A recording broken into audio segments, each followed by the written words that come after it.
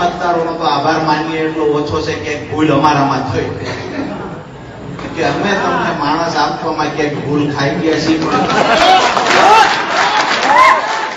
ભગવાન એમને સદબુદ્ધિ આપે પણ ફરીવાર આવી ભૂલ નહીં થાય. ટકોરો મારીને માણસ આવશે કે તમને એવું થાય છે ખાડો વર્ષો વયા ગયા, એક મજબૂત માણા મળ્યો. પણ એક વાત દાવા સાથે કહું છું કે અહીંથી ચૂંટાયેલો માણસ આખા ગુજરાતમાં એના નામની ચર્ચા થતી હશે, એમાં કોઈ શંકા નથી. આ શબ્દો તમે સાંભળ્યા આમ આદમી પાર્ટીના નેતા અને ખેડૂત આગેવાન રાજુ કરપડાના મોઢે. આ શબ્દો હતા બોટાદના ધારાસભ્ય ઉમેશ મકવાણા માટે. નામ લીધા વગર રાજુ કરપડાએ બોટાદના પાડિયાદમાં આ વાત કરી એક કાર્યક્રમ દરમિયાન. મહત્વનું છે કે હાલમાં જ વિસાવદરમાં થયેલી પેટા ચૂંટણી બાદ આમ આદમી પાર્ટી છે તે ફરી ગુજરાતમાં એક્ટિવ થઈ છે. 2022માં 5 બેઠક જીતનારી આમ આદમી પાર્ટીને હવે 2027 દેખાય છે. માટે જ પક્ષને ગુજરાતમાં મજબૂત કરવા માટે આમ આદમી પાર્ટી ગુજરાતમાં કોંગ્રેસ કરતાં વધુ સક્રિય જોવા મળી રહી છે. પરંતુ આમ આદમી પાર્ટી જે 5 બેઠક જીતી તે જાણે યથાવત નથી રહી શકતી તેવું લાગી રહ્યું છે. એક બાજુ જ્યાં વિસાવદરમાં ગોપાલ ઇટાલિયાની જીત થઈ, ત્યાં બીજી તરફ ઉમેશ મકવાણાએ બોટાદની જનતા માટે ધારાસભ્ય પદ પર યથાવત રહી આમ આદમી પાર્ટીને ટાટા બાય બાય કહી દીધું.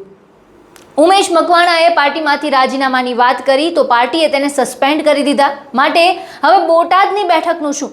એ વાત તો નક્કી રહી કે 2022માં બોટાદની જનતાએ આમ આદમી પાર્ટીથી ઉમેશ મકવાણાને જીતાડ્યા. પણ હવે શું? આમ આદમી પાર્ટી જાણે રાજુ કરપડાને બોટાદનો દારોમદાર આપ્યો હોય તેવું લાગી રહ્યું છે. કારણ કે બોટાદમાં તેમણે ઘણી અલગ અલગ જગ્યાએ સભાઓ યોજી. આવી જ એક સભા યોજાઈ બોટાદના પાડિયાદમાં. અહીં તેઓ આમ આદમી પાર્ટીના કાર્યકર્તાઓ સાથે વાતચીત કરી રહ્યા હતા. ત્યારે તેમણે કહ્યું કે અમે તમને માણસ આપવામાં ભૂલ ખાઈ ગયા. શું કહ્યું રાજુ કરપડાએ? સાંભળો. કે બોટાદ વિધાનસભાના જેટલા પણ લોકો છે એ મતદારોને તો હું ખરેખર એવું માનીશ કે ગુજરાતમાં લગભગ ઘણા ખરા મતદારો સમજદાર થઈ ગયા છે. પણ જે દિવસે હાવણો ક્યારે પકડવો અને પરિવર્તન કેમ લાવવું એ ગુજરાતમાં માત્ર 5 વિધાનસભાઓમાં કોઈએ બતાવ્યું, એમાં પણ બોટાદના મતદારો. એટલે બોટાદના મતદારોનો તો આભાર માનીએ એટલો ઓછો છે કે ભૂલ અમારામાં થઈ કે અમે તમને માણસ આપવામાં ક્યાંક ભૂલ ખાઈ ગયા છીએ, પણ ભગવાન એમને સદબુદ્ધિ આપે પણ ફરીવાર આવી ભૂલ નહીં થાય. ટકોરો મારીને માણસ આવશે કે તમને એવું થાય છે ખાડો વર્ષો વયા ગયા, એક મજબૂત માણા મળ્યો. પણ એક વાત દાવા સાથે કહું છું કે અહીંથી ચૂંટાયેલો માણસ આખા ગુજરાતમાં એના નામની ચર્ચા થતી હશે, એમાં કોઈ શંકા નથી. આપ સૌના સાથ સહકારથી આપણો ઉત્સાહ જ્યારથી વધ્યો છે, મને તો એવું જાણવા મળ્યું, મારી વાત સાચી હોય તો હા પાડજો, કે અહીંના ધારાસભ્ય એક્ટિવ હતા ત્યાં સુધી ટીમ અનએક્ટિવ હતી. મતદારો નિરાશ હતા. ધારાસભ્યએ જવાનું કીધું તો દરેક ગામમાં ઉત્સાહ વધી ગયો. એ કે અમે તો ચોટી જ પડવાનું. મારી વાત સાચી છે. અહીંયા ક્યાંક ને ક્યાંક આ બધાનો જે આજની સભામાં ઉત્સાહની સાથે આક્રોશ છે. જલ્દી 2027 આવે ને કાપેટા ચૂંટણી આવે તો મત દઈ જ દેવા. વાત એ કરવા માટે આવ્યા છે. આ તો બધી રાજકીય વાત થઈ. આજે તમે જે પાર્ટીમાં જોડાવા માટે આવ્યા છો, આમ આદમી પાર્ટીમાં, તો આમ આદમી પાર્ટીની ગુજરાતમાં શા માટે જરૂર છે? આજે ગુજરાત જોડો જે આંદોલન ચાલી રહ્યું છે, ગુજરાત જોડો અભિયાન ચાલી રહ્યું છે, અભિયાન શા માટે ચલાવવું પડ્યું? શા માટે ગુજરાતમાં ત્રીજી પાર્ટીએ એક્ટિવ થવું પડ્યું? તો જ્યારે ભાજપ અને કોંગ્રેસે સાથે મળી અને વિપક્ષમાં કોંગ્રેસ હતી, આપણો અવાજ બનવાના પ્રયત્ન કોંગ્રેસે કરવા જોઈએ, ત્યારે કોંગ્રેસ વિપક્ષની ભૂમિકા અદા કરવામાં નિષ્ફળ ગઈ. આ જ વિધાનસભામાં 2022માં કોંગ્રેસના ભાજપના ઉમેદવાર એક થઈ ગયેલા. મારી વાત સાચી આ કે ના? આવું તો દરેક ચૂંટણીમાં થાય છે. કોંગ્રેસનો ઉમેદવાર કોને ઉભો રાખવો એ ભાજપની ઓફિસથી નક્કી થતું હોય છે. અહીંયા ગામડામાં અમારા ભાજપ અને કોંગ્રેસ કરીને હામાં 5 વર્ષ બોલતા નથી. ભાજપ વાળો અમે કોંગ્રેસ વાળા ઓલા દીએ ભાષણ કરે હામ રાતે એમએલએ ક્વાર્ટરમાં ભેગી પાર્ટીઓ કરે છે.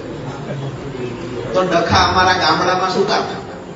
આજે તમને એ કહેવા માટે આવ્યા છીએ કે આપણો કોણ એને ઓળખવાની જરૂર છે. આપણો એ એટલે કોઈ સમાજથી આપણો નથી, કોઈ સમાજના આગેવાનથી આપણો નથી. આપણો એટલે હું કાયમ માટે કહું છું, યુવાનોને ખાસ કરીને વિનંતી સાથે કહેવા આવ્યો છું, આપણો એને કહેવાય. મને જ્યારે કોઈ પૂછે કે તમારો સમાજ કયો, તમારી જ્ઞાતિ કઈ, તો હું કાયમ માટે કહું છું કે હું ખેડૂત છું. તમામ ખેડૂત અને મજદૂર મારો સમાજ છે અને મારા સમાજ, મારા પરિવાર માટે લોહી રેડી દેવું એ રાજુ કરપડાનું કર્તવ્ય છે. આપ સૌને એ કહેવા માટે આવ્યો છું કે આપણને દેણામાંથી બહાર કાઢે એવો માણસ કોણ છે? એમએસપી કાયદો લાવવા માટે લડે એવો માણસ કોણ છે? જે આપણા પાકના પૂરતા ભાવ માટે અવાજ ઉઠાવશે તો એ કોણ છે? સિંચાઈનું પાણી કાયમી માટે મળે એની વ્યવસ્થા માટે લડનારો કોણ છે? આ માણસને ઓળખવાની જરૂર છે.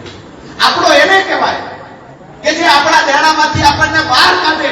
આપણો એને કહેવાય કે 5 યુવાનોને તૈયાર કરે, પોલીસ સ્ટેશને કેમ રજૂઆત કરવી, મામલતદાર ઓફિસે કેમ રજૂઆત કરવી, કલેક્ટર ઓફિસે કેમ રજૂઆત કરવી, 5 કાયદાઓ યુવાનોને શીખવાડે. એ આપણો કહેવાય. માત્ર રાજનીતિ કરી, સમાજના નામે, ધર્મના નામે મત માંગીને જતા રહે, દુશ્મનથી વિશેષ કાંઈ છે નહીં. મારી વ્યાખ્યા કરવી આપણા જ હતા ને. જસદણ વિષયમ 85 જણા જેલમાં પુરાવ્યા આપણા જ હતા. નિર્દોષ લોકોને જેલમાં પુરાવ્યા, દંડા ખવડાવ્યા બહેનો દીકરીઓને આપણા જ હતા. આ લોકોને ઓળખવા માટે સમય આવી ગયો. આપ સૌને હાથ જોડે વિનંતી કરીશ કે એક વખત ખેડૂત બનીને, એક વખત મજદૂર બનીને અવાજ ઉઠાવજો, સંગઠિત બનવાના કોશિશ કરજો. ક્યાંક બે વિવાદો હોય તો એમાં સમાધાન થતું હોય તો હંમેશા મને યાદ કરજો. બાકી કોઈ મારો હગો ભાઈ પણ કોઈ નિર્દોષ લોકોને રંજાડશે ને તો રાજુ કરપડા વકીલ બનીને એની સામે ઊભો હોય છે ને એની હાથથી. વિસાવદરમાં ગોપાલ ઇટાલિયાની જીત બાદ આમ આદમી પાર્ટીનો વિશ્વાસ બુલંદ ભલે હોય, પરંતુ ગુજરાત ભાજપનો ગઢ છે અને આ ગઢ પાડવો કોઈ નાની વાત નથી. માટે જ આમ આદમી પાર્ટીએ પોતાના અમુક નેતાઓને જે તે વિસ્તારમાં આમ આદમી પાર્ટીને મજબૂત કરવા માટેની જવાબદારી સોંપી હોય તેવું લાગી રહ્યું છે, જેથી 2027માં આમ આદમી પાર્ટી આ 5 વર્ષમાં વાવેલું લણી શકે. આ સમગ્ર મુદ્દા પર આપનું શું માનવું છે અમને કોમેન્ટ બોક્સમાં જણાવો અને અમારી ચેનલને સબસ્ક્રાઇબ કરવાનું ભૂલશો નહીં.